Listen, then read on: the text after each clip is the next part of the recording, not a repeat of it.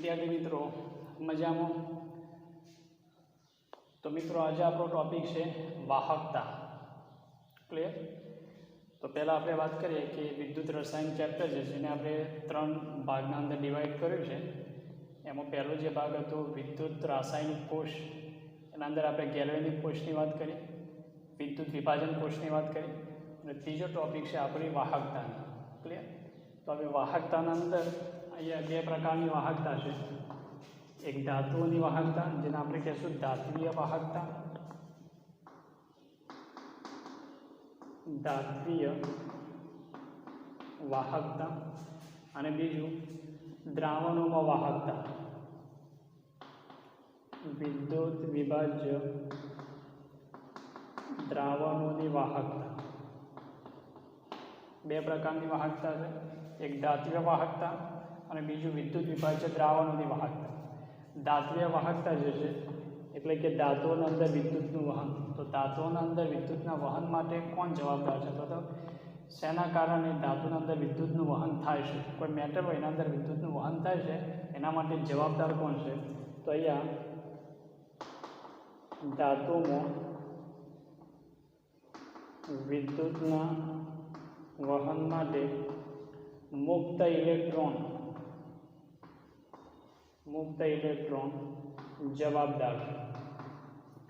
मतलब ये कि धातुओना अंदर जो विद्युतनुं वहन थाय छे, दाखला तरीके लोखंडनी एक धातु है, तो लोखंडनी धातुना अंदर जो करंट पसार थाय छे, तो एक करंट पसार थवा माटे जवाबदार कोण छे? तो ये धातुमां रहेला फ्री इलेक्ट्रॉन, तो मुक्त इलेक्ट्रॉन जे जवाबदार है। मतलब कि इलेक्ट्रॉन जे एना मूवमेंटना कारणे धातुमां विद्युतनुं वहन थाय छे। एटला माटे धात्वीय वाहकताने आपणे इलेक्ट्रॉनीय वाहकता पण कहीए। इलेक्ट्रॉनीय वाहकता। क्लियर है। बीजो पॉइंट है कि विद्युत विभाजनना जे द्रावणो छे एना अंदर विद्युतना वहन माटे कोण जवाबदार छे? विद्युत विभाजनना द्रावणो केवा होवा जोईए? तो पीगलित अथवा तो जलीय। पीगलित अथवा जलीय जे द्रावणो छे एमां विद्युतनुं वहन थशे अने एना विद्युतना वहन माटे जवाबदार कोण छे? तो अहींया पॉइंट है कि द्रावणोमां विद्युतना वहन माटे आयनो जवाबदार है। आयन्स।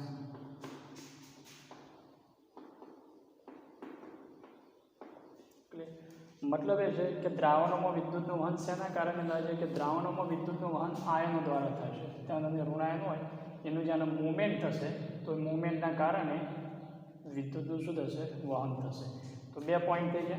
एटला माटे द्रावणोनी वाहकताने आयनीय वाहकता पण कहेवाय छे। आयनीय वाहकता। आयनोने कारणे विद्युतनुं जे वहन थाय एने कहेवाय आयनीय वाहकता। क्लियर है बंने पॉइंट। हवे मित्रों अत्यारे जे आपणो जे टॉपिक है विद्युत रसायननुं जे चैप्टर है एना अंदर आपणे कया प्रकारनी वाहकतानो अभ्यास करवानो छे? तो एनो जवाब ए छे कि आपणे आपणा सिलेक्ट टॉपिकना अंदर आपणे द्रावणोनी वाहकता विशेनी आपणे वात करवानी छे। आना विषे कोई चर्चा करवानी छे नहीं। क्लियर है। लास्टना अंदर आपणे आमना वच्चेनो तफावतनी वात करीशुं। बाकी टॉपिक आपणे जे भणवानो छे कयो छे? विद्युत विभाज्य द्रावणोनी वाहकता। तो आपणे स्टार्ट करिए विद्युत विभाज्य द्रावणोनी वाहकता।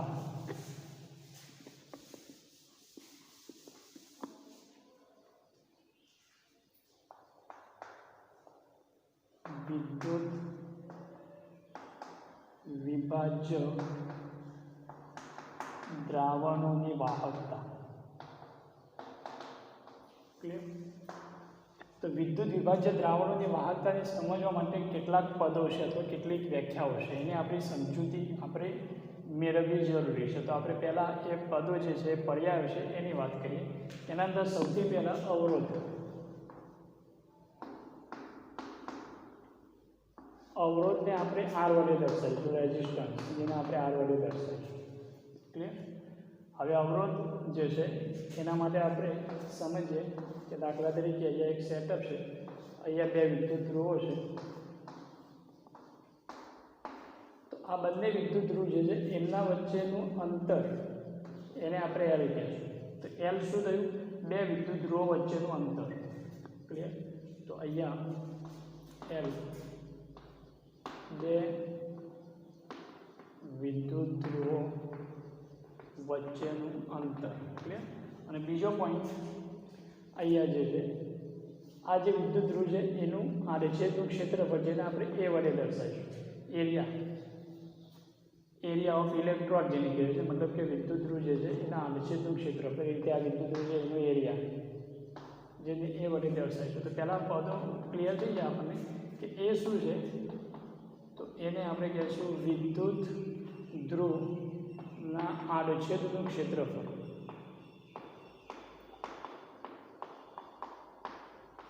જેને આપણે કહીએ એરિયા ઓફ ઇલેક્ટ્રોડ. હવે આ બંને સાથે અવરોધનો શું સંબંધ છે? તો જુઓ, જેટલું બે વિદ્યુત ધ્રુવો વચ્ચેનું અંતર વધારે હશે ક્લિયર એટલો અવરોધ વધારે હશે.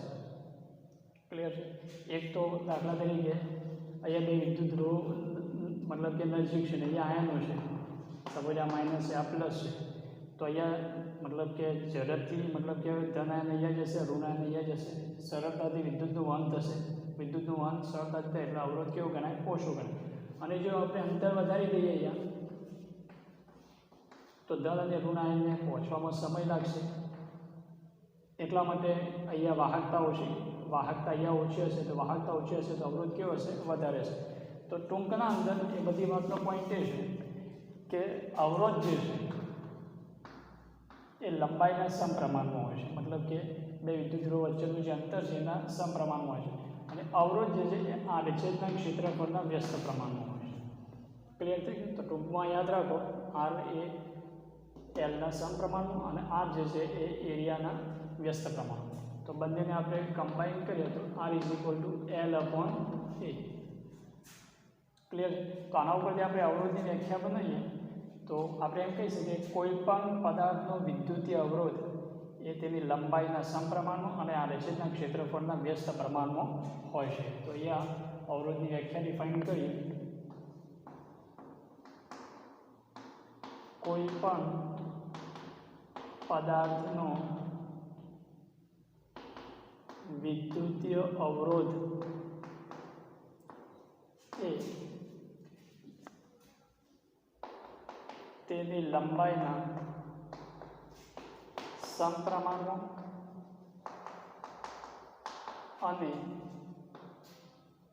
આડછેદના ક્ષેત્રફળના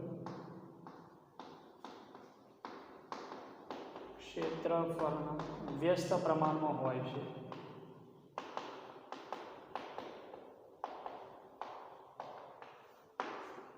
ક્લિયર થઈ ગયું? વ્યાખ્યા આર એટલે અવરોધ, લંબાઈના સમપ્રમાણ અને ક્ષેત્રફળ જે છે એના કેવું હોય છે? વ્યસ્ત પ્રમાણમાં હોય છે. અહીંયા ચલે છે આપણે કાઢી અને અહીંયા આપણે લખીએ R is equal to rho L upon A. તો મિત્રો આ સૂત્ર જે છે એને ધ્યાન રાખજો. R is equal to rho L upon A. Clear થઈ ગયું? રો જે છે એને આપણે આના પછી બીજા નંબરમાં ડિફાઇન કરીએ છીએ, વિશિષ્ટ અવરોધ કહીએ છીએ રોને. ક્લિયર? તો રો બરાબર વિશિષ્ટ અવરોધ. તો એનો આપણે બીજા નંબરની વ્યાખ્યામાં એની ઉલ્લેખ કરીએ છીએ. શું પોઈન્ટ છે? એટલે એલ અંતર છે અને એ શું છે? તો ક્ષેત્રફળ છે. આટલા સુધી. અહીંયા એક પોઈન્ટ બીજું છે, એકમની વાત કરીએ તો યુનિટ અથવા તો એકમ. તો અવરોધ જે છે એનો એકમ ઓમ છે, જેને આપણે સંજ્ઞામાં આ રીતે દર્શાવીશું. અવરોધનો એકમ ઓમ અને એની સંજ્ઞામાં આપણે આ રીતે દર્શાવીશું. ક્લિયર છે? અવરોધને એસઆઈ એકમ પૂછે, આનો એસઆઈ એકમ તો kilogram metre square ampere square અને અહીંયા સેકન્ડની 3 ઘાત. ક્લિયર થઈ ગયું? Kilogram metre square ampere square અને સેકન્ડની 3. ક્લિયર છે? કિલોગ્રામ મીટર સ્ક્વેર ભાગ્યા એ સ્ક્વેર અને એસ. આ એનો એસઆઈ એકમ છે, એને ધ્યાન રાખીએ. પરંતુ વધુ પ્રમાણમાં આપણે આ એકમની વાત કરીશું. આ એકમનો જ ઉલ્લેખ આપણે કરેલો છે ખાસ. આટલા સુધી પોઈન્ટ ક્લિયર થઈ ગયું? અને અહીંયા એક પ્રશ્ન પૂછે કે અવરોધ માપવા માટેનું સાધન. અવરોધ માપવાના સાધનને આપણે શું કહીએ છીએ?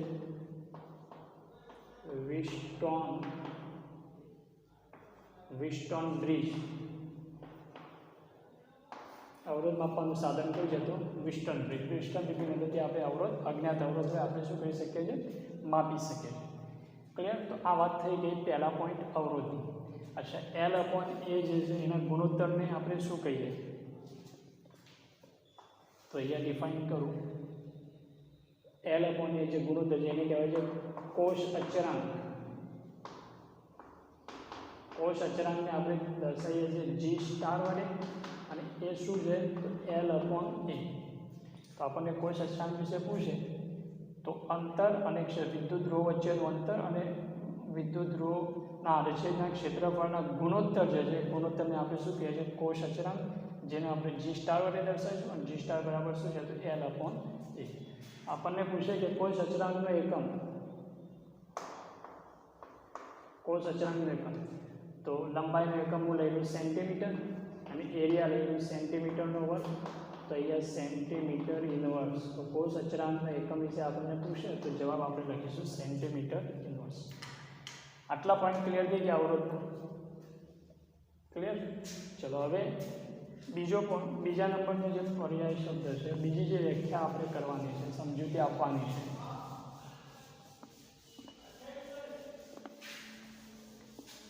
એ છે વિશિષ્ટ અવરોધ.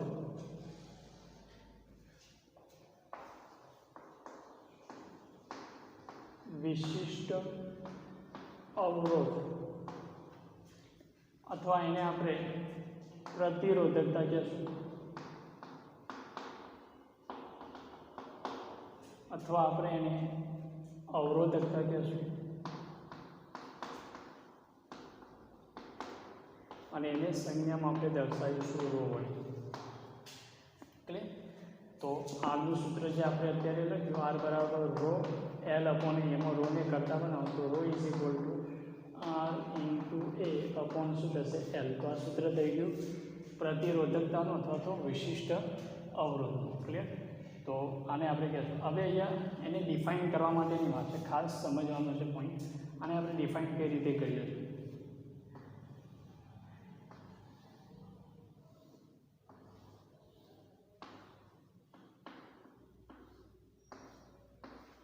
ક્લિયર? દાખલા તરીકે એક સમઘન છે, સમઘનની અંદર અહીંયા એક પ્લેટ આવશે, આ એક પ્લેટ, સપોઝ આ એક વિદ્યુત ધ્રુવ છે અને આપણે એને કહી દઈએ સપોઝ કેથોડ. બીજી પ્લેટ આવશે, આ બીજા નંબરની પ્લેટ. તો આ બીજી પ્લેટ જે છે એને આપણે કહી દઈએ એનોડ. એટલે બે વિદ્યુત ધ્રુવ, એક એનોડ અને એક કયું છે? કેથોડ. આ બે વિદ્યુત ધ્રુવ વચ્ચેનું અંતર એને આપણે કહીએ છીએ L, અને અહીંયા હું લઈ લઉં એનું અંતર L બરાબર 1 સેન્ટીમીટર. આ જે વિદ્યુત ધ્રુવ રહે એમનું ક્ષેત્રફળ, તો અહીંયા પણ 1 સેન્ટીમીટર અને અહીંયા પણ આપણે લઈ લઈએ 1 સેન્ટીમીટર. તો આનો એરિયા કેટલો થશે? તો એરિયા બરાબર 1 સેન્ટીમીટર ગુણ્યા 1 સેન્ટીમીટર એટલે 1 સેન્ટીમીટરનો વર્ગ. ક્લિયર? આ 1 સેન્ટીમીટર લીધું, આ 1 સેન્ટીમીટર, તો આનું ટોટલ એરિયા ક્ષેત્રફળ કેટલું થશે? તો 1 સેન્ટીમીટરનો વર્ગ. હવે આ એક સમઘન લીધું, તો આ સમઘનનું કદ V બરાબર 1 ગુણ્યા સમઘન બરાબર લંબાઈ ગુણ્યા પહોળાઈ ગુણ્યા ઊંચાઈ, ક્ષેત્રફળ ગુણ્યા લંબાઈ. ક્ષેત્રફળ કેટલું છે? 1 સેન્ટીમીટરનો વર્ગ અને લંબાઈ 1 સેન્ટીમીટર આપણે લીધી. તો અહીંયા 1 સેન્ટીમીટરનો ઘન થાય V બરાબર, અને 1 સેન્ટીમીટરનો ઘન બરાબર આપણે લખી શકીએ 1 મિલીલીટર. ક્લિયર? હવે વ્યાખ્યા ડિફાઇન કરું છું વિશિષ્ટ અવરોધ. હવે હું અહીંયા A બરાબર એરિયા બરાબર 1 સેન્ટીમીટરનો વર્ગ મૂકું અને L બરાબર 1 સેન્ટીમીટરનો વર્ગ મૂકું. જો A બરાબર 1 સેન્ટીમીટરનો વર્ગ અને L બરાબર 1 સેન્ટીમીટર લે તો શું જવાબ આવશે? ρ = R. અવરોધ કોના બરાબર થઈ જશે? વિશિષ્ટ અવરોધના બરાબર થશે. તો હવે એને ડિફાઇન કઈ રીતે કરશું? તો આને ડિફાઇન એ કરીશું 1 સેન્ટીમીટર ઘન, 1 સેન્ટીમીટર ઘન અથવા 1 મિલીલીટર વિદ્યુત વિભાજ્ય દ્રાવણ લેવામાં આવે અને એના અંદર જે અવરોધ હોય એ અવરોધને આપણે શું કહેશું? વિશિષ્ટ અવરોધ. તો આની વ્યાખ્યા એ લખું 1 સેન્ટીમીટર ઘન અથવા તો આપણે કહીએ 1 મિલીલીટર કદ ધરાવતા વિદ્યુત વિભાજ્ય દ્રાવણના અવરોધને વિશિષ્ટ અવરોધ કહે છે.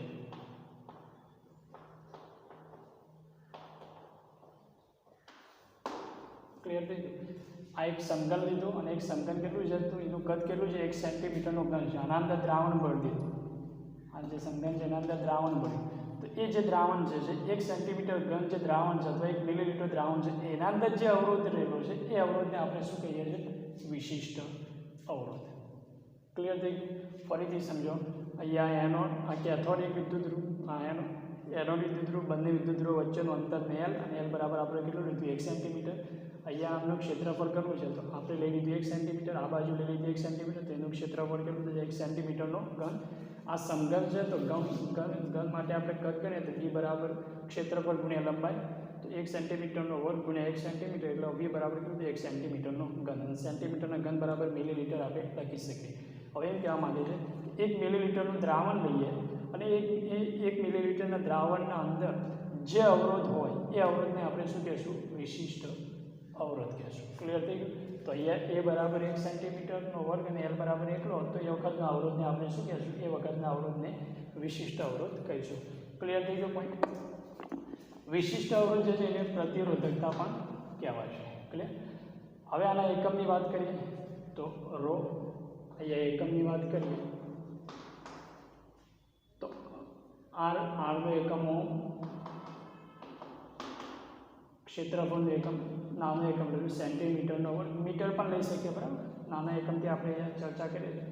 લંબાઈનું એકમ સેન્ટીમીટર, તો અહીંયા ત્યાં કેન્સલ થશે તો અહીંયા એકમ આવશે ઓમ ઇન્ટુ સેન્ટીમીટર, જેને આપણે આ રીતે પણ લખી શકીએ છીએ. તો આપણને પૂછે કે અવરોધકતા જે છે, વિશિષ્ટ અવરોધ અથવા તો અવરોધકતા અથવા પ્રતિરોધકતા જે છે એનો એકમ શું થાય? તો એનો એકમ શું થશે? ઓમ ઇન્ટુ સેન્ટીમીટર. અને મોટા એકમમાં લખવું હોય તો ઓમ ઇન્ટુ મીટર.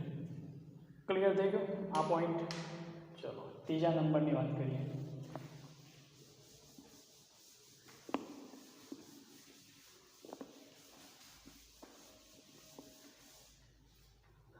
વાહકતા.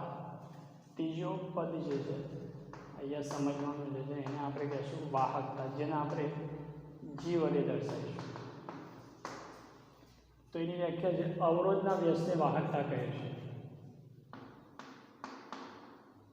અવરોધના વ્યસ્તને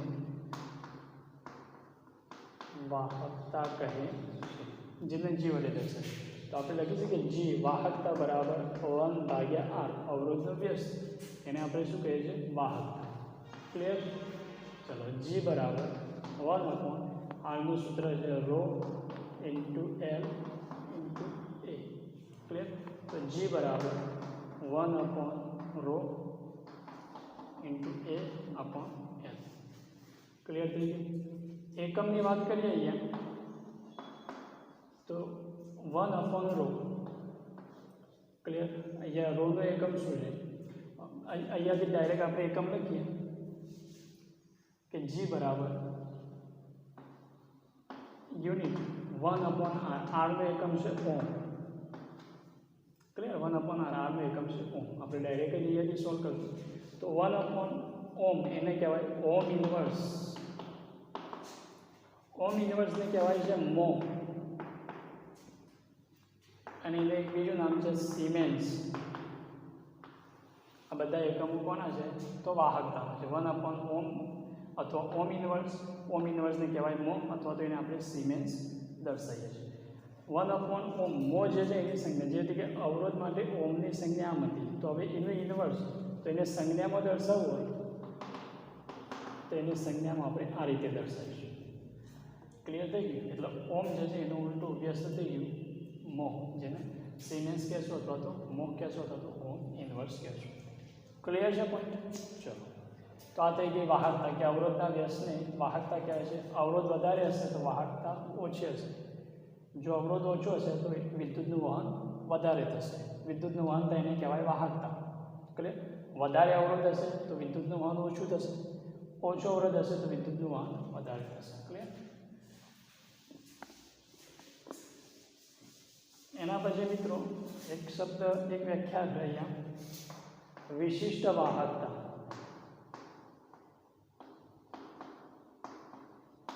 વિશિષ્ટ વાહકતાને કપ્પા વડે દર્શાવીશું. કપ્પા પણ કહેવાય છે, જેને આપણે સંજ્ઞામાં કે વડે દર્શાવીશું. તો વિશિષ્ટ અવરોધ જે છે એના વ્યસ્તને, વિશિષ્ટ અવરોધના વ્યસ્તને વિશિષ્ટ વાહકતા કહે છે.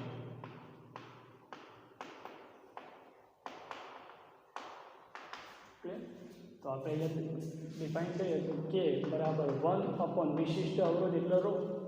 પ્રતિરોધકતા કે પ્રતિરોધકતાને વ્યસ્તને, વિશિષ્ટ અવરોધને આપણે કહેશું પ્રતિરોધકતા. ક્લિયર? તો 1/ρ. સૂત્ર લખીએ તો k = 1/ρ. રોનું સૂત્ર તો અહીંયા r = ρ l/a. તો રોને કરતા બનાવો તો ρ = r a/l. તો અહીંયા થશે r a અને અહીંયા શું થશે l. ક્લિયર થઈ ગયું? તો રોને સૂત્ર મૂક્યું, ρ બરાબર r a અને છેદમાં l. તો k બરાબર 1/r ગુણ્યા l/a લખી શકીએ આપણે. બીજું સૂત્ર કયું બનશે? તો k બરાબર 1/r ગુણ્યા l/a. એને આપણે કહીએ છીએ કોષ અચળાંક g સ્ટાર. તો અહીંયા આપણે લખી દઈશું g સ્ટાર. ક્લિયર? અને 1/r જે છે અવરોધના વ્યસ્તને શું કહેવાય? વાહકતા કહે છે. એટલે g અહીંયા શું થશે? g સ્ટાર લખી શકીએ. સૂત્ર બની શકે. તો k બરાબર અહીંયા વાહકતા ગુણ્યા કોષ અચળાંક. વાહકતાને આપણે g વડે દર્શાવીશું, જે 1/r છે, અને કોષ અચળાંકને આપણે g સ્ટાર વડે દર્શાવીશું. એના ગુણાકારને આપણે શું કહેશું? વિશિષ્ટ વાહકતા. ક્લિયર થઈ ગયો પોઈન્ટ? l/a ને શું કહેવાય છે? કોષ અચળાંક. હવે વાત રહી એકમની. એકમો મિત્રો પૂછે છે એટલે ધ્યાન રાખવાનું. k બરાબર k નો એકમ 1/ρ. આના ઉપરથી ρ નો એકમ આપણે અત્યારે જોયું, ρ મતલબ કે 1/અહીંયા r ρ એના માટેનું એકમ અત્યારે જે જોયું, ρ બરાબર r a એટલે અહીંયા ઓમ ઇન્ટુ સેન્ટીમીટર. તો 1/ઓમ ઇન્ટુ સેન્ટીમીટર એટલે અહીંયા લખાશે ઓમ ઇન્વર્સ ઇન્ટુ સેન્ટીમીટર ઇન્વર્સ. ઓમ ઇન્વર્સને આપણે લખીશું મો ઇન્ટુ સેન્ટીમીટર ઇન્વર્સ, અથવા તો મોને આપણે બીજું નામ આપે છે સિમેન્સ ઇન્ટુ સેન્ટીમીટર ઇન્વર્સ. તો આ એકમ થઈ ગયો કોનો? વિશિષ્ટ વાહકતા. ક્લિયર? વિશિષ્ટ વાહકતાનો એકમ પૂછે ઓમ ઇન્વર્સ ઇન્ટુ સેન્ટીમીટર ઇન્વર્સ, અથવા મો ઇન્ટુ સેન્ટીમીટર ઇન્વર્સ, અથવા સિમેન્સ ઇન્ટુ સેન્ટીમીટર ઇન્વર્સ. અને સંજ્ઞામાં દર્શાવવું હોય તો આપણે એને દર્શાવીશું આ રીતે, મો ઇન્ટુ સેન્ટીમીટર ઇન્વર્સ. ક્લિયર થઈ ગયું? વાહકતાનો રોનો એકમ શું? રોનો એકમ છે ઓમ ઇન્ટુ સેન્ટીમીટર. 1/ઓમ ઇન્ટુ સેન્ટીમીટર, ઓમ ઇન્વર્સ ઇન્ટુ સેન્ટીમીટર ઇન્વર્સ. ઓમ ઇન્વર્સને મો કહેશું અને એને બીજું આપણે શું કહેશું? સિમેન્સ. ક્લિયર છે? વિશિષ્ટ વાહકતાને ડિફાઇન કરવા માટે તો એને પણ આપણે ડિફાઇન કરીએ, જે રીતે કે વિશિષ્ટ અવરોધને ડિફાઇન કરે. તો અહીંયા સેમ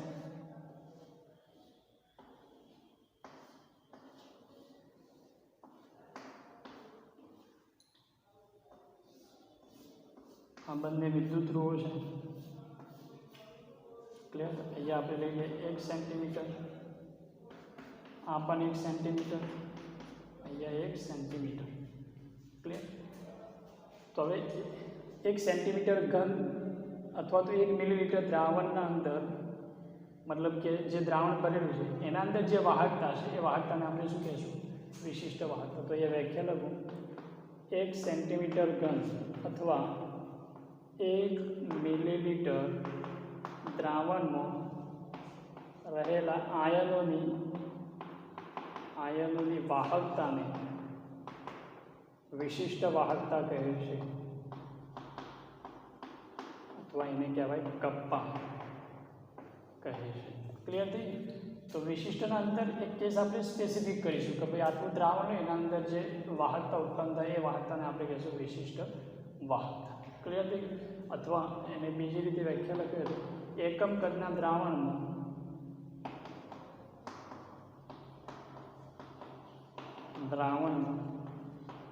રહેલા આયનોની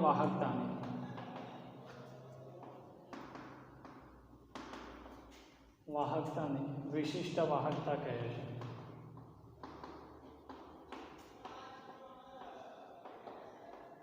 ક્લિયર છે? અને એક વાત IUPAC જે ભલામણ કરી છે એમાં એવું કીધું છે કે વિશિષ્ટ વાહકતાને આપણે આ ટોપિકના અંદર કોના તરીકે લેશું? વાહકતા તરીકે લેશું. તો અહીંયા વિશિષ્ટ વાહકતાને બદલે વિશિષ્ટ વાહકતાને વાહકતા તરીકે લઈશું. IUPACની ભલામણ છે કે વિશિષ્ટ અવરોધ જે છે એ વિશિષ્ટ અવરોધને પ્રતિરોધકતા તરીકે લેવાનું IUPACએ ભલામણ કરી. રીતે વિશિષ્ટ વાહકતાને ટોપિકના અંદર જો શબ્દ વાહકતા આવશે ક્લિયર, એનો મતલબ થશે કોની વાત કરે છે? વિશિષ્ટ વાહકતા. ક્લિયર થઈ ગયો પોઈન્ટ? તો IUPAC ભલામણ કહે છે કે વિશિષ્ટ વાહકતાને બદલે કયો શબ્દ વાપરવાનો? વાહકતા શબ્દ વાપરવાનો. તો પોઈન્ટ ક્લિયર થઈ ગયું? એકમ ક્લિયર થઈ ગયા આના, બરાબર? આના એકમની વાત થઈ ગઈ. અને હવે મિત્રો હવે આપણે આગળ નેક્સ્ટ જે ટર્મ છે એની વાત કરીએ. મોલર વાહકતા.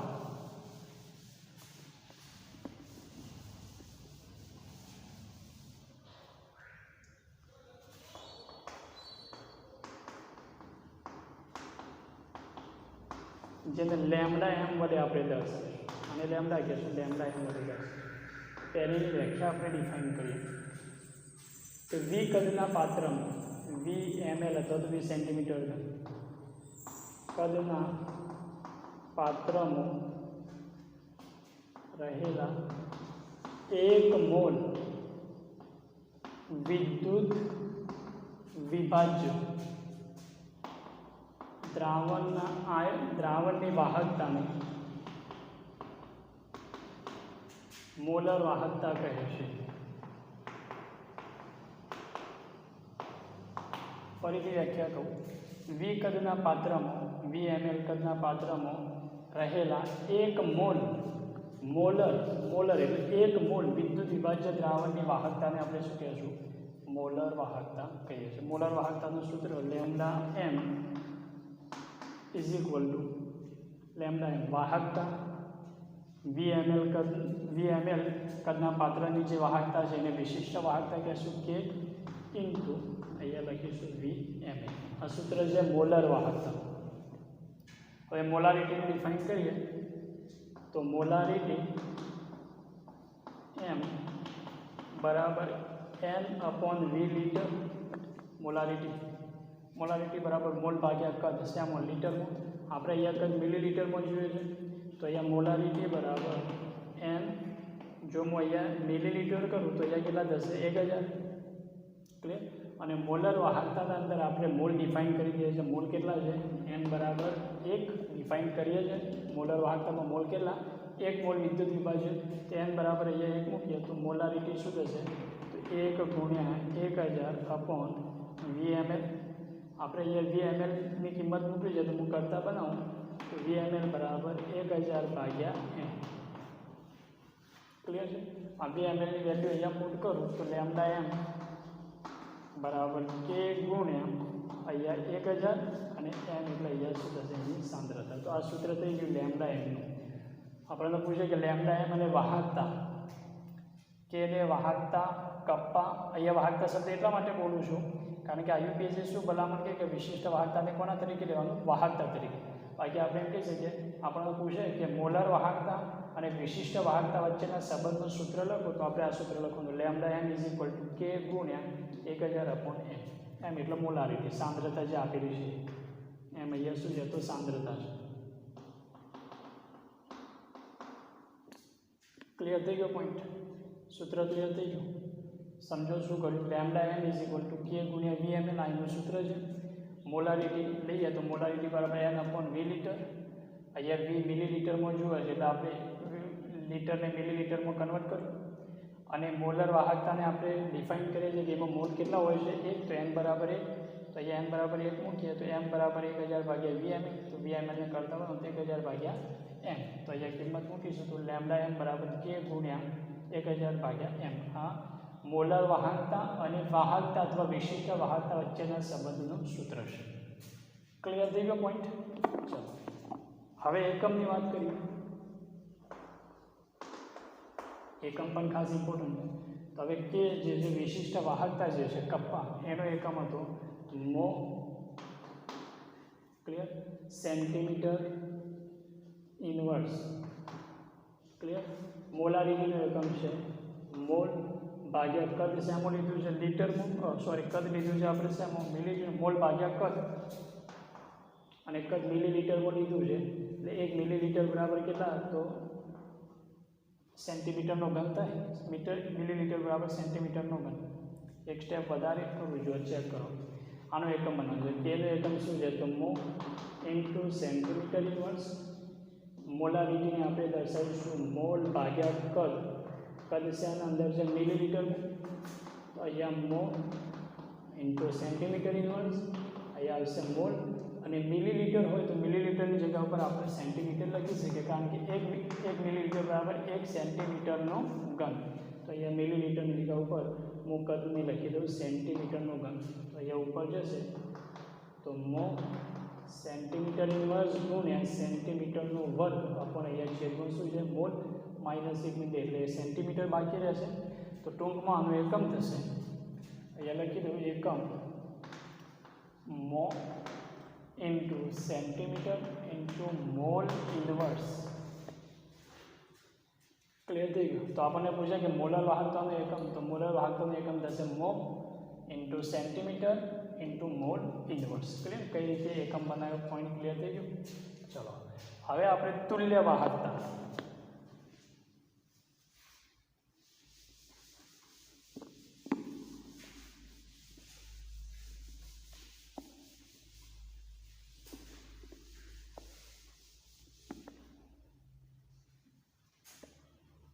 અહીંયા 6થા નંબરના અંદર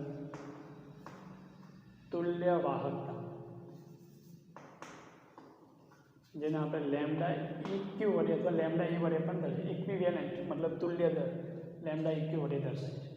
તો આપણને ખબર છે કે તુલ્ય દર હોય, જેમ મોલારિટી હોય, મોલર વાહકતા એટલે મોલારિટી, તો એમાં મોલ હોય તો આના અંદર શું હોય? તુલ્ય દર હોય. તો આની વ્યાખ્યા આપણે ડિફાઇન કરીએ VmL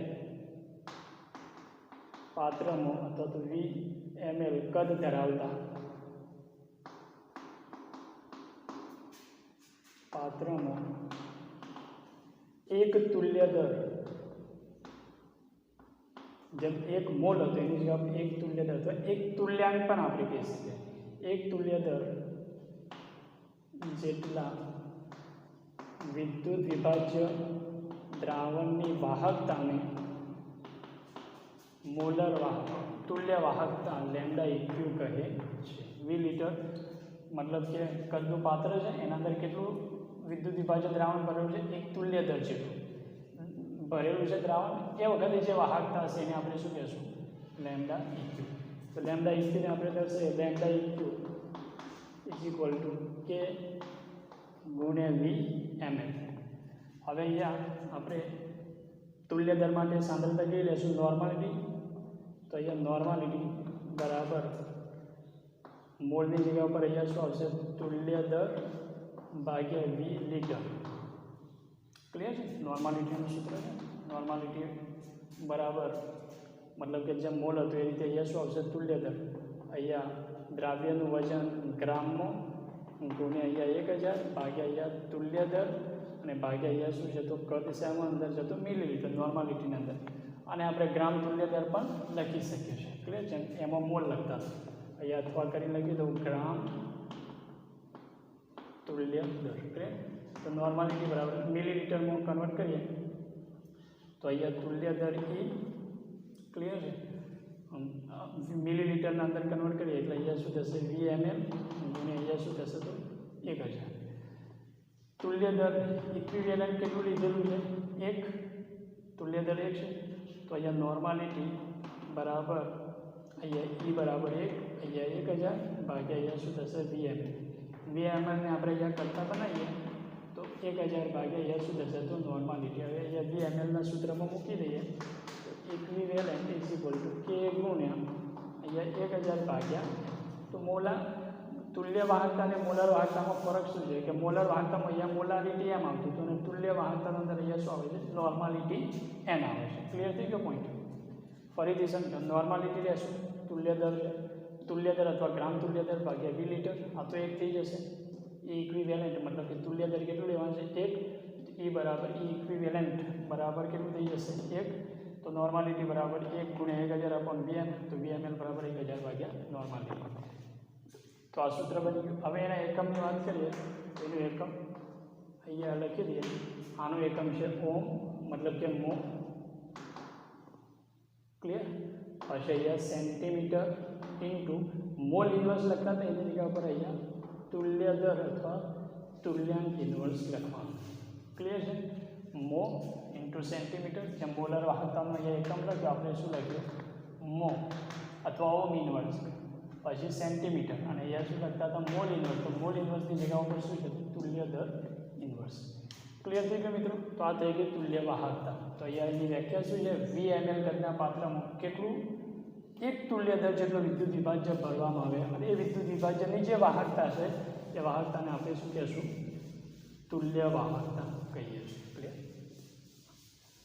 આટલા સુધીના પદ ક્લિયર થઈ ગયા. હવે મોલર વાહકતા અને तुल्य વાહકતાની વાત કરીએ તેમના સંબંધની વાત કરીએ તો એક ટોપિક અહીંયા મોલર વાહકતા અને तुल्य વાહકતાનો સંબંધ. क्लियर. तो બંનેના સૂત્રો લખી દો. મોલર વાહકતા lambda M is equal to K ગુણ્યા અહીંયા 1000 अपॉन અહીંયા મોલારિટી.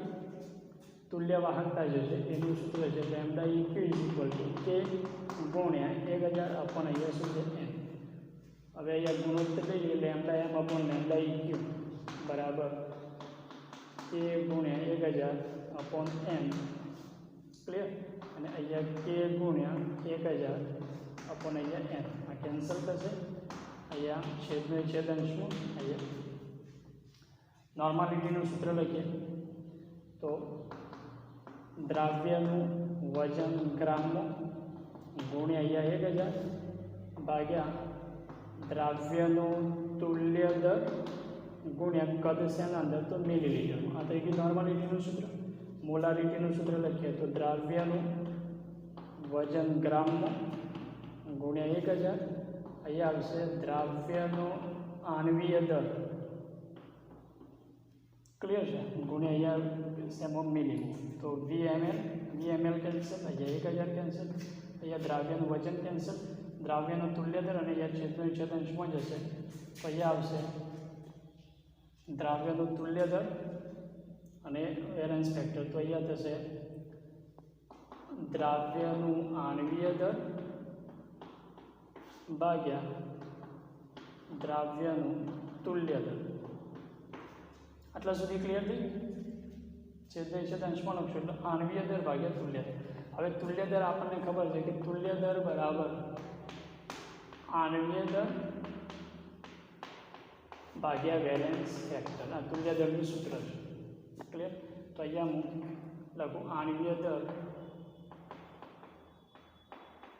भाग्या तुल्य दરની જગ્યા ઉપર લખું आण्वीय दर भाग्या आण्वीय दर भाग्या वेलेन्स फैक्टर. तो અહીંયા आण्वीय दर कैंसल छेदનો છેદ અંશમાં જશે એટલે અહીંયા શું થશે वेलेन्स फैक्टर. तो ટૂંકમાં સંબંધ શું આવ્યો तो संबंध आए lambda m upon lambda EQ बराबर वेलेन्स फैक्टर.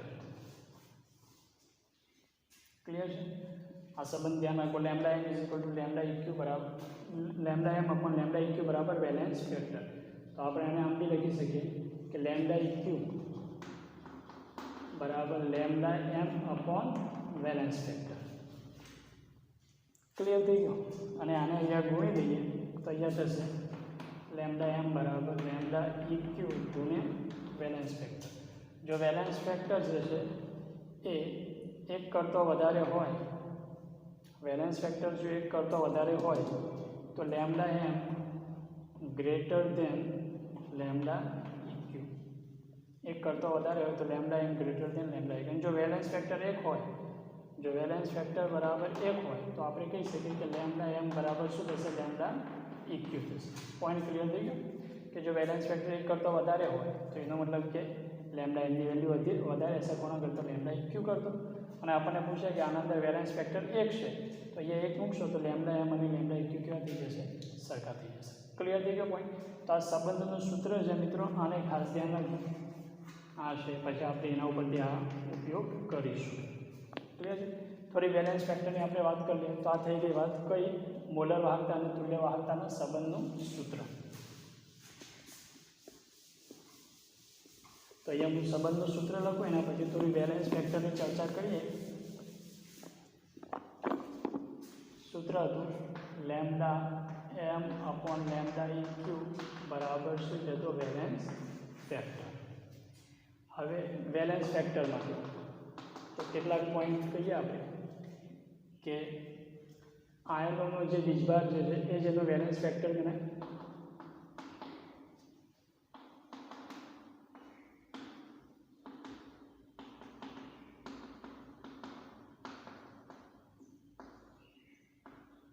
એક પોઈન્ટ તો આ છે. દાખલા તરીકે આપણને પૂછે Na પ્લસ, તો Na પ્લસનો વેલેન્સ ફેક્ટર કેટલો થશે? તો એના ઉપર વીજભાર કેટલો છે? 1.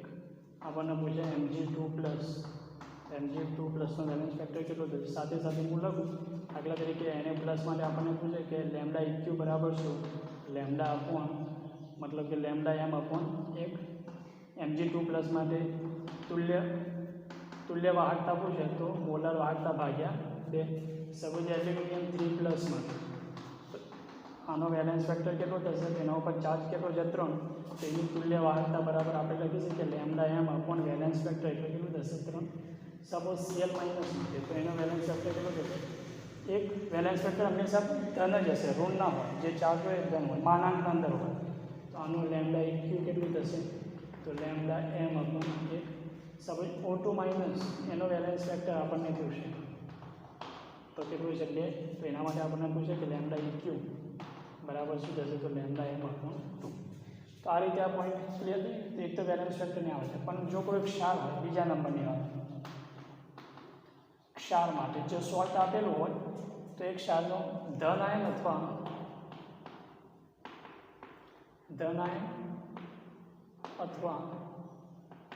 લખવું જોઈએ ધન આયન અથવા તો ઋણ આયન તેનો વેલેન્સ ફેક્ટર બને. બરાબર? અને માનાંકમાં લખી દઈએ એટલે જવાબ આપણો હંમેશા કયો આવશે? પ્લસ.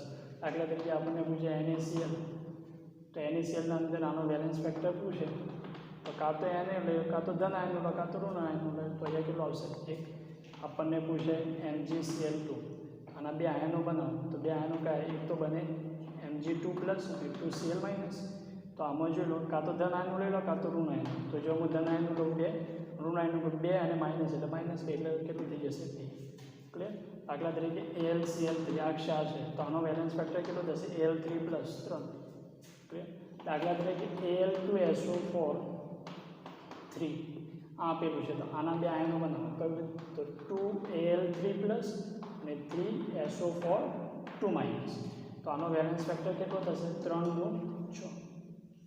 ક્લિયર થઈ ગયું? આગળ પૂરવાના 3 2 6 અથવા તો આ લઈ લો 3 2 6, કાં તો ધન આયન લઈ લો અથવા તો કેવું લઈ લો? ઋણ આયન. એનું શું ગણાશે?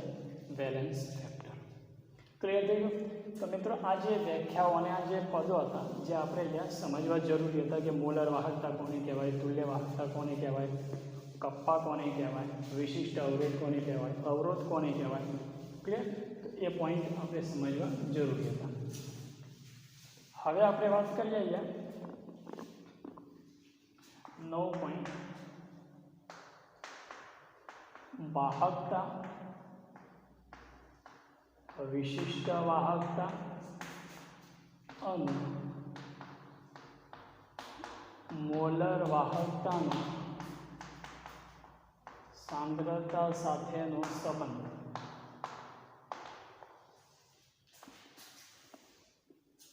વાહકતા, વિશિષ્ટ વાહકતા અને મોલર વાહકતાનો સાંદ્રતા સાથેનો સંબંધ, મતલબ કે સાંદ્રતા ઘટાડવામાં આવે તો શું થાય, અથવા તો એને કહેવાય છે ડાયલ્યુશન ઇફેક્ટ, મંદનની અસર.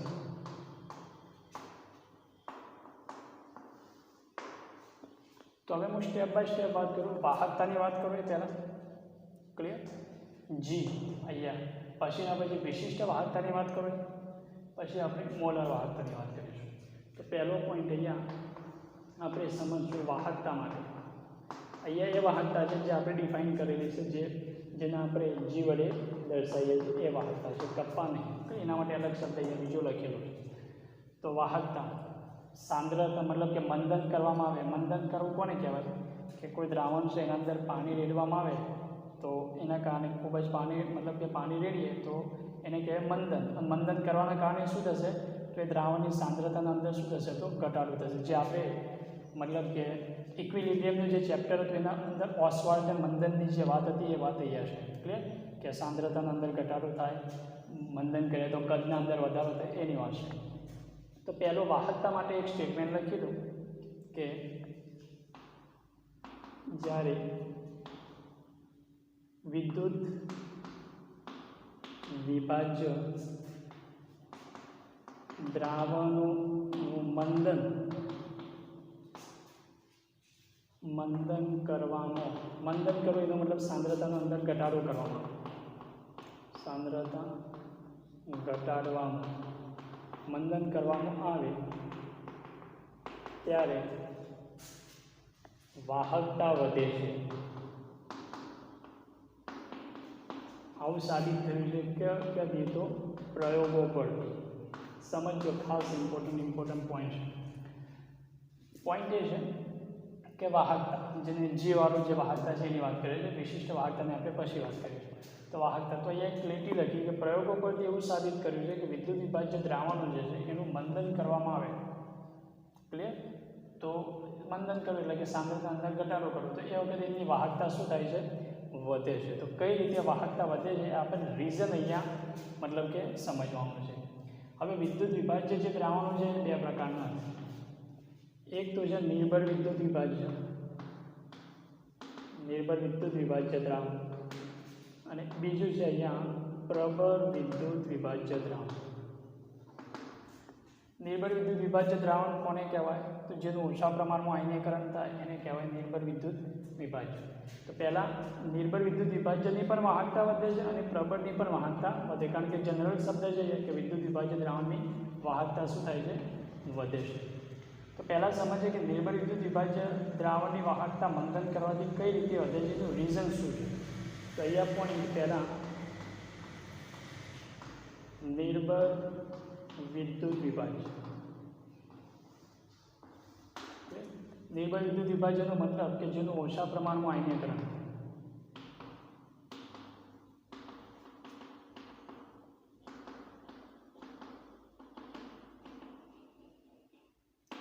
નિર્ભર વિદ્યુત વિભાજનના ઉદાહરણો નિર્ભર એસિડ, ક્લિયર, દાખલા તરીકે CH3, COOH, ક્લિયર, HCN. આ જે નિર્ભર એસિડ છે HCOOH વગેરે. અને બીજું કોણ? નિર્ભર બેઝ, દાખલા તરીકે NH4OH વગેરે. આ ઉદાહરણ કે નિર્ભર વિદ્યુત વિભાજ્ય પદાર્થો કહે છે. હવે અહીંયા આપણે જે રીઝન જે સમજવાનું છે કે નિર્ભર વિદ્યુત વિભાજ્ય પદાર્થ જે છે એનું મંદન કર્યું તો એના કારણે એની વાહકતાના અંદર શું થયું? વધારો થયો. તો અહીંયા રીઝન સમજવાનું છે. તો પહેલો પોઈન્ટ, જ્યારે મંદન કરીશું, સ્ટેપ બાય સ્ટેપ મંદન કરીશું તો કદના અંદર શું થશે? વધારો. ઓસ્વાલ્ડના મંદનવાળી વાત અહીંયા સેમ ટુ સેમ છે.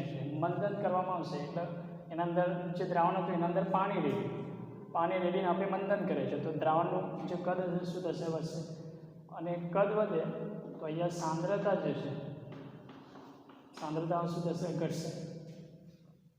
ક્લિયર? મંદન કરવામાં આવશે તો કદના અંદર વધારો થશે. કદના અંદર વધારો થશે તો સાંદ્રતા શું થાય છે? ઘટે છે. મંદન કરવામાં આવે એટલે સાંદ્રતા શું થાય? તો સાંદ્રતા ઘટશે. ક્લિયર થયું? સાંદ્રતા ઘટે છે. આલ્ફાની વેલ્યુ શું થશે? વધશે. સાંદ્રતા ઘટે એટલે આલ્ફાની વેલ્યુ શું થશે? ઘટે છે. આલ્ફા ઇઝ ઇક્વલ ટુ વર્ગમૂળમાં K/M જે સૂત્ર છે. તો સાંદ્રતા ઘટે છે તો સાંદ્રતા ઘટે, આલ્ફાને શું કહેવાય? તો આલ્ફાને કહેવાય આયનીકરણ અંશ.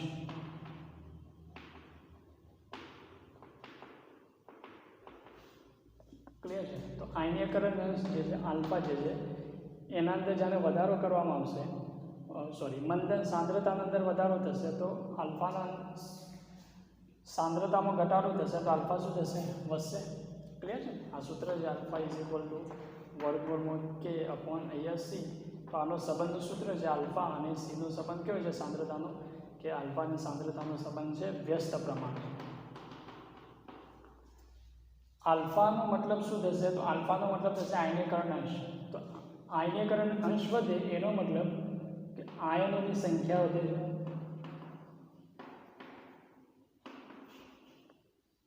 ક્લિયર? અને આયનોની સંખ્યા વધે. હવે ખબર છે કે દ્રાવણમાં વિદ્યુતના વહન માટે આયનો જવાબદાર. જેટલા વધારે આયનો છે એટલું વિદ્યુતનું વહન વધારે થશે, એટલી વાહકતા કેવી હશે? વધારે. તો આયનોની સંખ્યા વધે માટે અહીંયા વાહકતા શું થાય છે? વધે છે. આ એક રીઝન છે જે નિર્બળ વિદ્યુત વિભાજ્ય માટે. ફરીથી સમજો કે નિર્બળ વિદ્યુત વિભાજ્યની જે પદાર્થ છે એનું જ્યારે મંદન કરવામાં આવશે, નિર્બળ વિદ્યુત વિભાજ્યનું દ્રાવણ છે એનું જ્યારે મંદન કરવામાં આવશે તેની વાહકતા વધે છે. એનું રીઝન આપણને પૂછે તો સમજો. મંદન કરીએ એટલે કદ વધે. ક્લિયર છે? કદ, અને કદ વધે એટલે સાંદ્રતા શું થશે? ઘટશે. ક્લિયર? મંદન કરવામાં આવશે તો સાંદ્રતા અંદર શું થશે? આપણે બોલીએ ને કે કદ વધારતા વધારતા ઇન્ફાઇનાઇટ સુધી પહોંચે એટલે સાંદ્રતા કેટલી થઈ જાય છે? શૂન્ય થાય છે. એ પોઈન્ટ છે જે ઓસ્વાલ્ડના મંદનના નિયમના અંદર આપણે શીખ્યા છે. સાંદ્રતા ઘટે છે અને સાંદ્રતા અને આલ્ફા વચ્ચેનો સંબંધ કેવો છે? તો વ્યસ્ત પ્રમાણ છે. તો અહીંયા આલ્ફાની કિંમત વધે છે એટલે સાંદ્રતા ઘટે છે એટલે આલ્ફા શું થાય છે? તો વધે છે. આલ્ફા કોને કહેવાય? આલ્ફાને કહેવાય આયનીકરણ અંશ. આયનોમાં રૂપાંતર થયું. તો જેટલો આલ્ફા વધારે એટલું આયનોની સંખ્યા વધશે અને આયનોની સંખ્યા જેટલી વધારશે એટલી વાહકતા કેવી બનાવશે? વધારે. કારણ કે દ્રાવણની અંદર વિદ્યુતની વાહકતા કોના ઉપર આધાર રાખે છે? આયનો ઉપર. જેટલા આયનો વધારે છે એટલી વાહકતા વધારે છે. તો આ પોઈન્ટ ખબર પડી કે નિર્બળ વિદ્યુત વિભાજનની અંદર વાહકતાની અંદર વધારો થાય છે પોઈન્ટ મંદન કરવાથી. ક્લિયર? હવે વાત કરીએ આપણે પ્રબળ વિદ્યુત વિભાજન.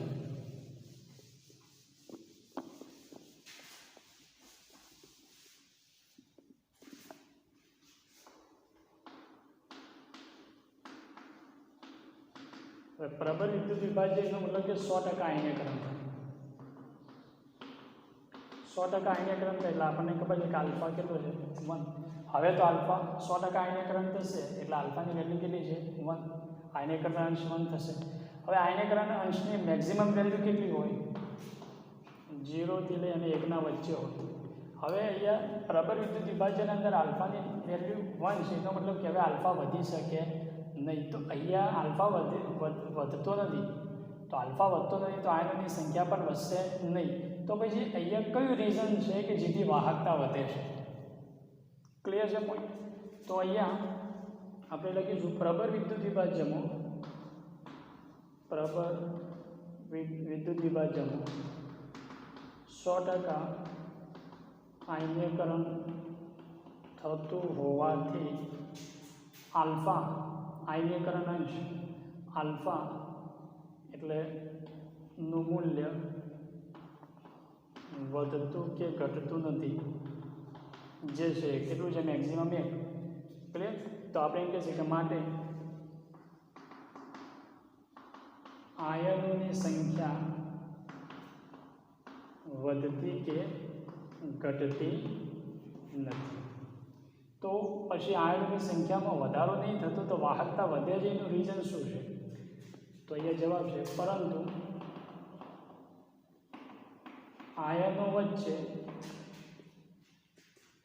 ફોર્સ ઓફ એટ્રેક્શન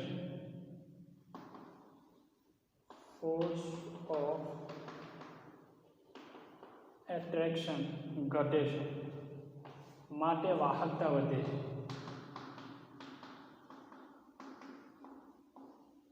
હવે સમજો કે અહીંયા તો પેલું રીઝન આપણે આપીશું નહીં કે ભાઈ આલ્ફા વધે છે એટલા માટે આયનોની સંખ્યા વધે છે અને વાહકતા વધે છે. કારણ કે 100% આયનીકરણ થાય એટલે એનો આલ્ફા ઓલરેડી કેટલો છે? 1 છે અને આલ્ફા મેક્સિમમ 1 હોય એના કરતાં વધારે તો જવાનું નથી.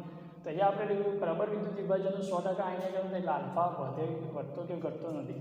આલ્ફા વધે નહીં તો આયનોની સંખ્યા પણ વધતી નથી. તો પછી અહીંયા વાહકતા વધવાનું રીઝન આપણે શું આપ્યું? તો અહીંયા આયનો વચ્ચે જે ફોર્સ ઓફ એટ્રેક્શન છે એ વધે છે. દાખલા તરીકે આ દ્રાવણ છે આ દ્રાવણની અંદર બે આયનો છે, દાખલા તરીકે પ્લસ અને માઇનસ અત્યારે અહીંયા છે. હવે આના અંદર દાખલા તરીકે પાણી રેડીશું તો આયનો દૂર જશે. અત્યારે પહેલાં આમના વચ્ચે ફોર્સ ઓફ એટ્રેક્શન વધારે છે, પણ હવે પાણી રેડવામાં આવશે તો આયનો દૂર જશે. તો આયનો દૂર જશે તો ફોર્સ ઓફ એટ્રેક્શન એટલું શું થઈ જશે તો ઓછું થશે. અને જેટલું ફોર્સ ઓફ એટ્રેક્શન ઓછું હશે એટલું આ આયન વધારે પ્રમાણમાં મૂવમેન્ટ કરશે, ફ્રીલી મૂવમેન્ટ કરશે. અને જેટલું વધારે પ્રમાણમાં મૂવમેન્ટ કરશે એટલી એની વિદ્યુતની વહન અથવા વિદ્યુત વાહકતા કેવી હશે વધારે હશે. અહીં સમજીએ ને તો અહીંયા દાખલા તરીકે A પ્લસ, અહીંયા પ્લસ અને અહીંયા માઇનસ. અત્યારે ફોર્સ ઓફ એટ્રેક્શન વધારે છે, FO એ અહીંયા વધારે છે. હવે આપણે એનું શું કરીએ મંદન કરીએ. મંદન કરીશું તો આ પ્લસ અને માઇનસ વચ્ચેનું અંતર ક્રિએટ થશે, એકબીજાથી દૂર જશે. તો અહીંયા શું થશે ફોર્સ ઓફ એટ્રેક્શન શું થશે તો ઓછું થશે. અને ફોર્સ ઓફ એટ્રેક્શન ઓછું થશે તો આયનો એટલા ફ્રી હશે, જેટલા ફ્રી હશે એટલું વધારે વિદ્યુતનું શું કરશે વહન કરશે. તો બીજા નંબર જે પ્રબળ વિદ્યુત વિભાજ્યના અંદર મંદન કરવામાં આવે છે એ વખતે મતલબ કે જે રીઝન છે એ રીઝન આ આપવાનું છે આપણે ફોર્સ ઓફ એટ્રેક્શન. તો હું અહીંયા એનું કન્ક્લુઝન લખું કે મંદન કરીએ તો કદના અંદર વધારો થશે, સાંદ્રતામાં ઘટાડો થશે, એટલે એ તો બરાબર. પછી અહીંયા એટ્રેક્શન, ફોર્સ ઓફ એટ્રેક્શન આયનો વચ્ચે ફોર્સ ઓફ એટ્રેક્શન શું થાય છે ઘટે છે. આયનો વચ્ચે જેટલું ફોર્સ ઓફ એટ્રેક્શન ઓછું હશે એટલું એની વાહકતા કેવી હશે તો વાહકતા વધારે છે. એટલે એક તો બે આયનો એકબીજાના નજદીક હોય તો આમના વચ્ચે એક એટ્રેક્શન તો થોડા જોડાયેલા હોય છે, એટલે આયન એટલું સરળતાથી ફ્રીલી મૂવ કરી શકતો નથી. અને એક તો બે આયનો વચ્ચે અંતર વધારે છે તો એમના વચ્ચેનું ફોર્સ ઓફ એટ્રેક્શન વીક છે, વીક હોવાથી ફ્રીલી મૂવ કરે છે. જેટલા ફ્રીલી મૂવ કરશે એટલું એનું વિદ્યુતનું વહન વધુ પ્રમાણમાં કરશે એટલે એની વાહકતા શું થશે વધશે.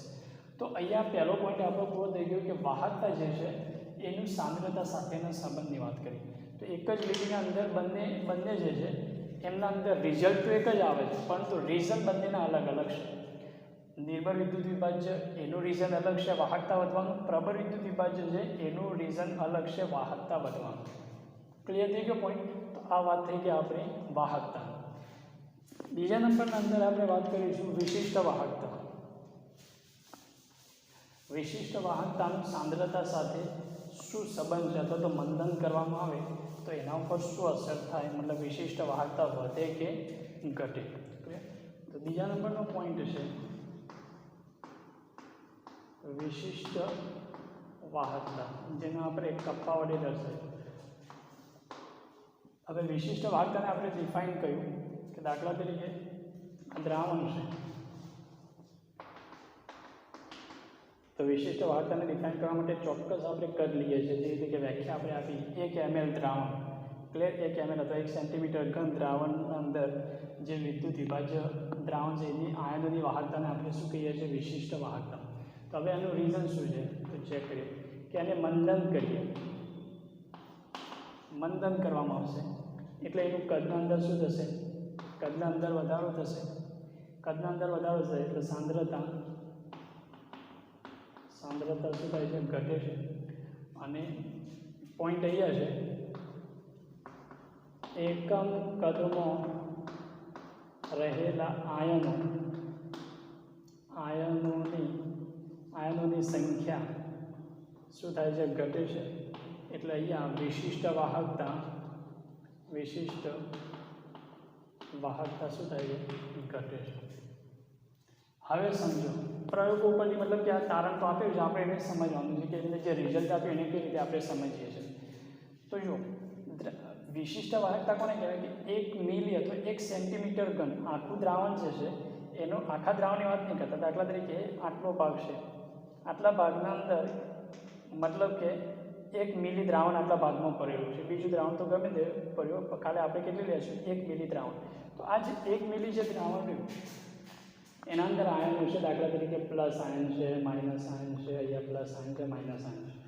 હવે આપણે વિશિષ્ટ વાહકતા તો એક સ્પેસિફિક કેસના અંદર લેશું કે 1 મિલી, દાખલા તરીકે આ ટોટલ દ્રાવણ 10 મિલી છે, આપણે 10 મિલી પર ડિફાઇન વિશિષ્ટ વાહકતાને નહીં કરતા, આપણે કોના પર ડિફાઇન કરીએ છીએ 1 મિલી. એક મતલબ કે ચલો આટલા ભાગના અંદર 1 મિલી દ્રાવણ છે. હવે આનું ચેક કરવાનું છે કે આની વિશિષ્ટ વાહકતા. હવે જેને મંદન કરીશું એટલે એના અંદર પાણી રેડે તો પાણી રેડવાના કારણે અહીંયા જે આ 1 મિલીનો જે ભાગ છે એમાંથી આયનો જે પાણી ધ્યાન આવશે તો આયનો કે આવી જશે, બહાર આવી જશે.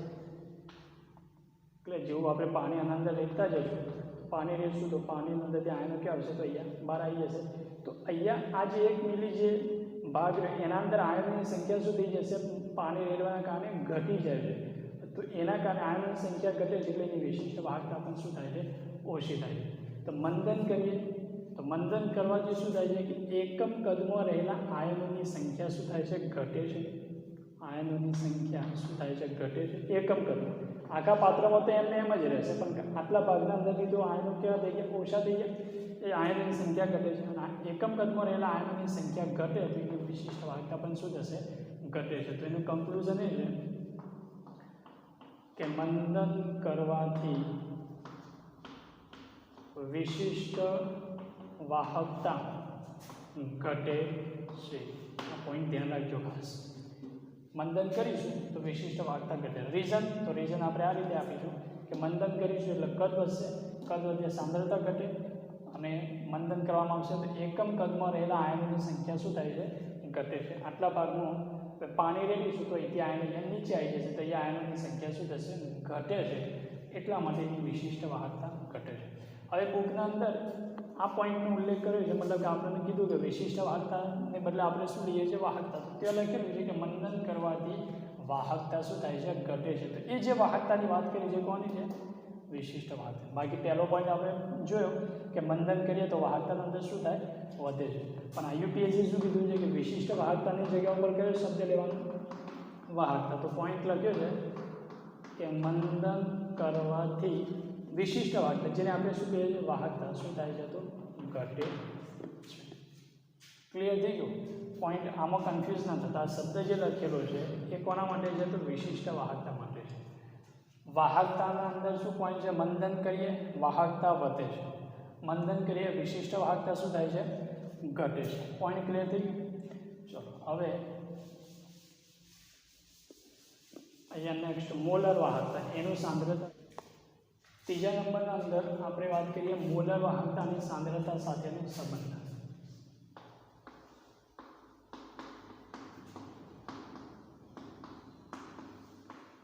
લેમ્ડા એનું મંદન કરવામાં આવે તો શું થાય? પહેલાં સૂત્ર લખ્યું તો અહીંયા lambda M is equal to K into V મતલબ કે ml, અને બીજું સૂત્ર લખ્યું હતું lambda M is equal to K ગુણ્યા અહીંયા 1000 અપોન. તો અહીંયા પોઈન્ટ એ છે કે મંદન કરવાથી મતલબ કે 2 પોઈન્ટ ક્રિએટ થશે. મતલબ કે મંદન કરવામાં આવશે ત્યારે પહેલો પોઈન્ટ એ છે કે મંદન કરીએ, પહેલા નંબર મંદન આપણે કરીએ તો અત્યારે જ આપણે કરીએ કે મંદન કરીએ તો વિશિષ્ટ વાહકતા શું થાય? ઘટે. અને વિશિષ્ટ વાહકતા ઘટે તો વિશિષ્ટ વાહકતા લેમ્ડા એમના કેવું છે? સમપ્રમાણમાં. તો લેમ્ડા એમ એટલે કે મોલર વાહકતા પણ શું થાય? ઘટે. કારણ કે લેમ્ડા એમ વિશિષ્ટ વાહકતાને કેવું છે? સમપ્રમાણ. એક પોઈન્ટ તો આ છે. બીજો પોઈન્ટ એ છે અહીંયા મંદન કરવાથી 2 થિંગ્સ, એટલે 2 પોઈન્ટ છે. પહેલો પોઈન્ટ મંદન કરીએ તો વિશિષ્ટ વાહકતા ઘટે, આના પહેલાં જ આપણે જોઈ લીધું. અને વિશિષ્ટ વાહકતા ઘટે તો આના સમપ્રમાણમાં છે તો મોલર વાહકતા પણ શું થશે? ઘટશે. બીજો પોઈન્ટ એ છે કે મંદન કરીએ એટલે મંદન કરીએ તો સાંદ્રતાના અંદર ઘટાડો થશે, મતલબ કદના અંદર વધારો થશે. ક્લિયર? કદના અંદર વધારો થશે અને કદ વધે એટલે સાંદ્રતા શું થશે? ઘટશે. સાંદ્રતા ઘટે એટલે અહીંયા મોલર વાહકતાના અંદર શું થશે? જો તો વ્યસ્ત પ્રમાણ છે લેમ્ડા એમ મોલર વાહકતા, મતલબ કે સાંદ્ર મોલારિટીને લેમ્ડા એમના અંદર શું થશે? વધારો. કેમ? કારણ કે લેમ્ડા એમ એ સાંદ્રતાના વ્યસ્ત પ્રમાણ છે. તો બીજો પોઈન્ટ આ થઈ ગયો કે મંદન કરીએ તો સાંદ્રતા ઘટે છે, સાંદ્રતા ઘટે તો મોલર વાહકતા શું થાય? વધે. હવે અહીંયા પ્રશ્ન ક્લિયર થશે. એક એંગલથી આપણે જોઈએ છે તો જવાબ કે મોલર વાહકતા ઘટે છે, અને બીજી રીતે આપણે જોઈએ છે તો મોલર વાહકતા શું થાય છે? વધે છે. તો હવે એક ક્રોસ થાય છે વાત આપણી. તો હવે એ સમય તો અહીંયા એ સમયે કન્ક્લુઝન એ છે કે પ્રયોગો પરથી સાબિત થયું છે કે મોલર વાહકતા એ m मतलब કે મોલારિટી પર વધારે આધાર રાખે છે, મતલબ માટે આ ડોમિનેટ થશે, આને આપણે કેન્સલ કરશું. ક્લિયર? પ્રયોગો પરથી એવું સાબિત થયું છે કે લેમ્ડા એ મોલારિટી ઉપર વધારે આધાર રાખે છે આની કમ્પેરિઝન અંદર. તો હવે ડોમિનેટ કયું પદ થયું? તો ડોમિનેટ જે છે આ પદ થયું. તો આપણે કહી શકીએ કે મંદન કરવાથી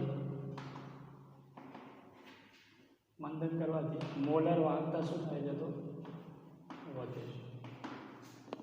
ક્લિયર થઈ ગયું? મંદન પોઈન્ટ સમજો ફરીથી કે અહીંયા આપણે બે મોલર વાહકતાના બે સૂત્રો છે. હવે મંદન કરવાથી બે પોઈન્ટ ક્રિએટ થાય છે. એક તો આપણે મંદન કરીએ તો કેના અંદર ઘટાડો થાય, ભણી ગયા કે મંદન કરીએ તો વિશિષ્ટ વાહકતા શું થાય છે? ઘટે. અને વિશિષ્ટ વાહકતા ઘટે એટલે મોલારિટી શું થશે? મતલબ કે મોલર વાહકતા શું થશે? વધશે. એક જવાબ તો ત્યાંથી.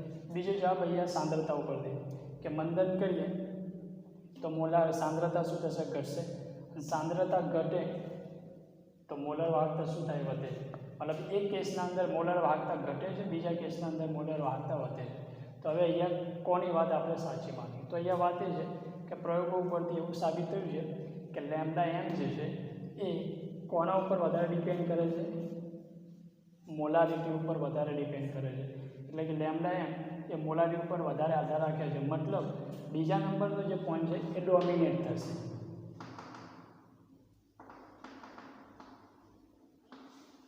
ક્લિયર? એટલે આપણે ટૂંકમાં કહીશું કે મંદન કરવાથી લેમ્ડા એમના અંદર શું થશે?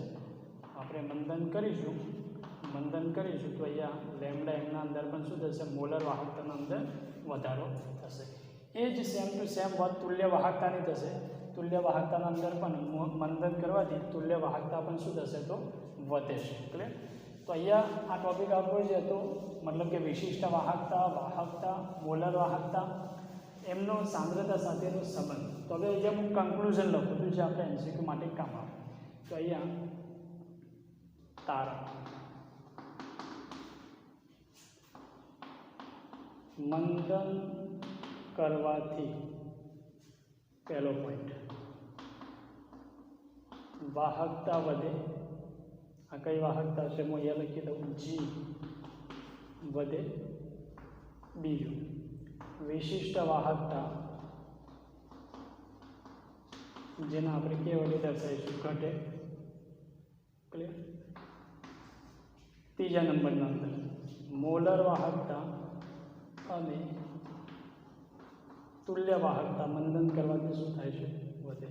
તો આ મેઇન કન્ક્લુઝન આવશે. મંદન કરવામાં આવે તો વાહકતા વધે, વિશિષ્ટ વાહકતા ઘટે, અને લેમ્ડા એમ અને લેમ્ડા ઇક્યુ જે છે એ શું થશે? તો વધે છે. પોઈન્ટ ક્લિયર થઈ ગયો? બાકી વાત રહી કે કદ વધે, સાંદ્રતા ઘટે, એ પોઈન્ટ છે.